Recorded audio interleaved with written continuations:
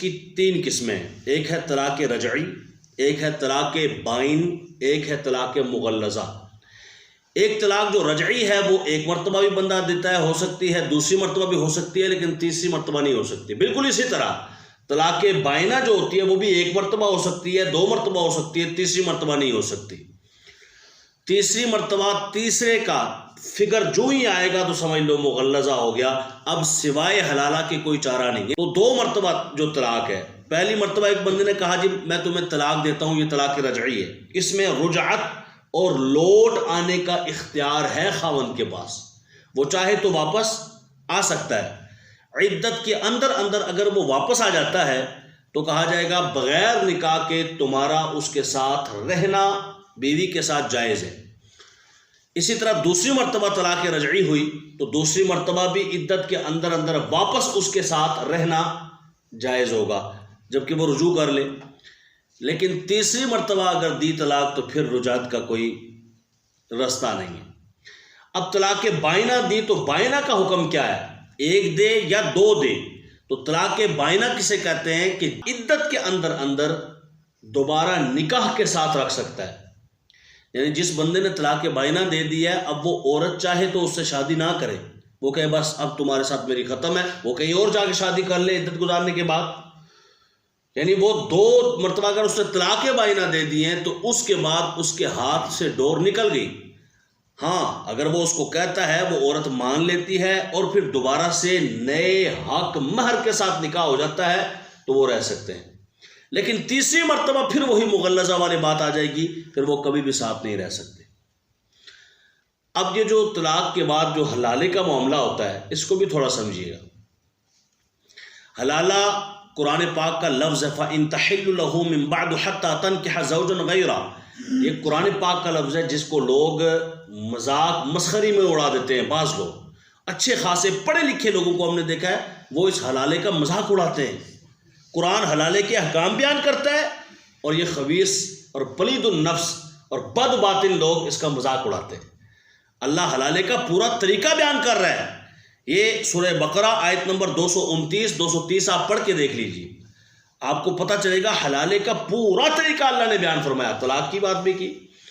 اب وہ حلالہ کیا ہے میں آپ کو مختصراً بتاؤں تو یوں، حلالہ یہ ہے کہ جس نے 3 طلاقیں دے کے عورت کو چھوڑ دیا ہے اور اگر وہ چاہتا ہے کہ اس عورت کے ساتھ دوبارہ میرا نباہ ہو جائے یا ہم دونوں اکٹھے ہو جائیں، اب فرمایا وہ اس طرح اکٹھے نہیں ہو سکتے، وہ عورت دوسری جگہ اپنی مرضی سے نکاح کرے گی۔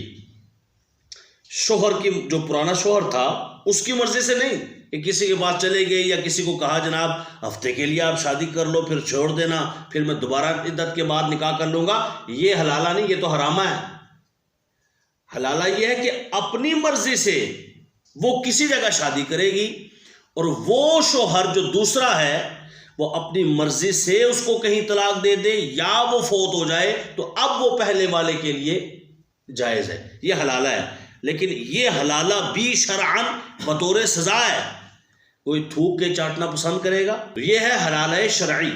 جو دوسرا حلالہ آج کل لوگوں کے ذہن میں ہے یہ حلالہ قطعاً نہیں ہے۔ میرے پاس اس طرح کے ایک دو نہیں بہت سارے مسائل آئے، یہاں تک کہ مجھے لوگوں نے کہا حلالہ کٹاؤ، میں کٹاؤ ایک تویز کی طرح پہ جب بچوں کٹاؤ، دیکھو یہ حلالہ ہمارا نکلوا دیں۔ اور معنی کیا ہوتا ہے کہ آپ شادی کر لیں کسی کو پتہ ہی نہیں چلے گا۔ میں کہا سبحان اللہ، ایک کڑی شادی ہے کہ کسی کو پتہ ہی نہیں چلے گا۔ شادی کوئی برائی تو نہیں ہے کہ جو چھپ کے ہو، شادی سنت مصطفیٰ ہے اور وہ کھل کے ہو، چھپ کے نہ ہو۔ ہاں یہ ضرور ہے کہ اس میں شرعی احکامات کی پابندی ہو۔ جب یہ آیت نازل ہوئی نا، اس کا شان نزول ہے، اس زمانے میں چونکہ یہ مقرر نہیں تھا کہ اتنی ہوں گی تو پھر طلاق پوری ہو جائے گی، اتنی نہیں ہوں گی تو اس طرح نہیں ہوگا۔ ابھی یہ آیت کا شان نزول میں بیان کر رہا ہوں، نازل نہیں ہوئی تھی آیت۔ ایک عورت حضور علیہ السلام کی بارگاہ میں آئی، یا رسول اللہ یہ میرا خاوند ہے، یہ مجھے طلاقیں دیتا ہے پھر رجوع کر لیتا ہے، پھر طلاق دیتا ہے پھر رجوع کر لیتا ہے، پھر طلاق دیتا ہے پھر رجوع کر لیتا ہے، کتنی مرتبہ اس نے مجھے طلاقیں دی، پھر یا رسول اللہ اس نے مجھ سے رجوع کر لیا اور اب تو اس نے یہاں تک کہہ دیا کہ میں تجھے ساری زندگی تکلیف دوں گا، اپنے ساتھ باندھا رکھوں گا اور تمہیں اسی طرح اذیت پہنچاتے رہوں گا۔ تو اس وقت جب حضور علیہ الصلوۃ والسلام کی بارگاہ میں وہ تھا تو یہ آیت کریمہ نازل ہو گئی، الطلاق مرتان، طلاق 2 مرتبہ ہے۔ آئندہ بات یہ نہیں کہ 100 مرتبہ طلاقیں دے کے پھر رجوع کر لو، 2 مرتبہ ہے الطلاق مرتان، فامساک بمعروف او تسریح باحسان، پھر اس کے بعد یا تو احسان کے ساتھ چھوڑ دو یا احسان کے ساتھ پاس رکھو۔ یہ اس وقت نازل ہوئی۔ خلا اور طلاق میں کیا فرق ہے؟ طلاق خامن دیتا ہے اور خلا عورت لیتی ہے۔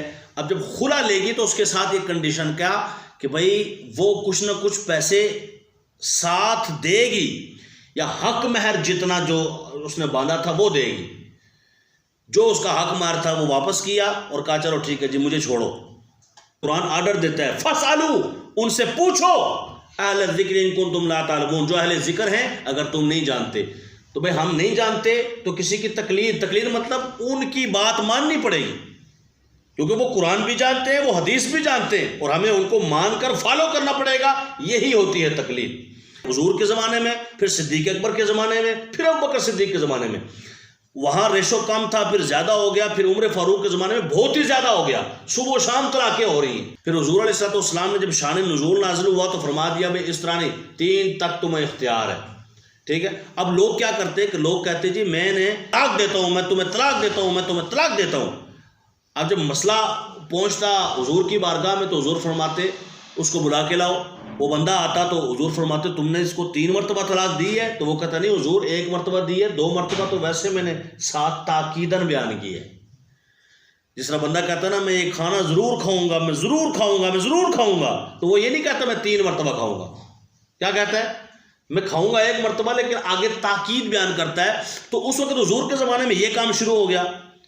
اب وہ دیتے 3 طلاقیں، عورت جب تک ایک قسم کی مر ہی جاتی کہ بس ہم تو میں 3 طلاقیں ہو گئی ہیں، میرا کی بنے گا۔ حضور کی بارگاہ میں جاتے 1-2 گھنٹے گزرتے، وہ جب اس کو پوچھتے وہ کہتا میں نے 1 دی ہے، پھر جا کے اس کو سانس آتا۔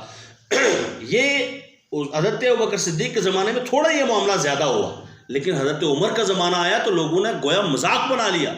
ہر بندہ 3 طلاقیں دے کے کہتا جی میں نے 1 مراد حضرت، اور پھر ایک نے آ کر شکایت بھی کر دی۔ اس نے کہا حضور یہ مجھے اس طرح طلاق دیتا ہے اور کہتا ہے آپ کو کہتا ہے 1 مراد ہے، اتنا ٹائم تو میرا سانس سوکھ جاتا ہے۔ حضرت عمر نے سب کو جمع فرمایا اکٹھے ہو جاؤ۔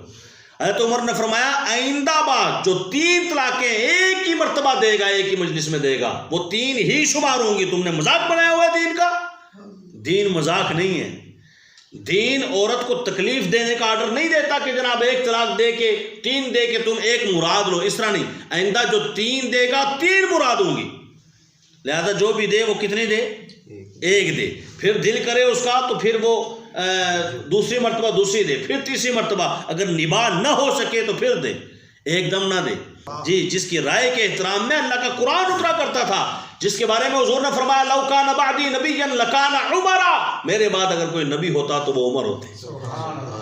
وہ جن کے بارے میں فرمایا جس رستے سے عمر گزر جائیں اس رستے سے شیطان نہیں گزرتا، اتنا ڈرتا ہے۔ مطلب عمر کے نزدیک شیطان نہیں آتا۔ تو جو بات آپ فرما رہے ہیں وہ 100% حق ہے، کیونکہ حضور نے فرمایا عمر کی زبان پہ حق بولتا ہے۔ بات آپ فرما رہے ہیں وہ 100% حق ہے، کیونکہ حضور نے فرمایا عمر کی زبان پہ حق بولتا ہے۔ حضرت عمر فاروق رضی اللہ تعالی عنہ وہ خلیفہ دوم وہ ہیں جن کے بارے میں حضور نے فرمایا میری بات ماننا اور میرے خلفائے راشدین کی بات ماننا۔ اگر تم صحابہ کی بات نہیں مانتے تو بات مانتے کس کی ہو؟ چاروں ائمہ مذہب ان کا یہی موقف ہے کہ جو 3 طلاقیں دے گا اس کو 3 ہی مانا جائے گا۔ ہمارے پاس آ جاتے ہیں کہ ہم نے 3 طلاقیں دی ہیں، ہو گئی ہیں کہ نہیں؟ میرے پاس آئے ہیں کتنے، اور 2-3 دن بعد 4 دن بعد پتہ چلا کہ کسی اور کے پاس گئے، انہوں نے کہا جی کوئی نہیں ہوئی، تو دوبارہ رکھی ہی نہیں، دوبارہ رہنا شروع ہو گئے۔ اب بتائیں جو اس سے اولاد ہوگی وہ ولد الزنا نہیں ہوگی؟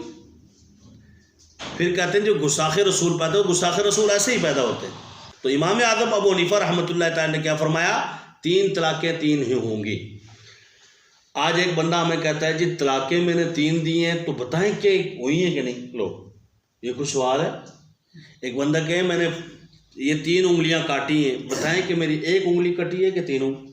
ایک بندہ 3 چانٹے مارے اور اس کو بولے کہ بتاؤ کتنے ہوئے ہیں، تو وہ کہے گا 1 ہوا ہے۔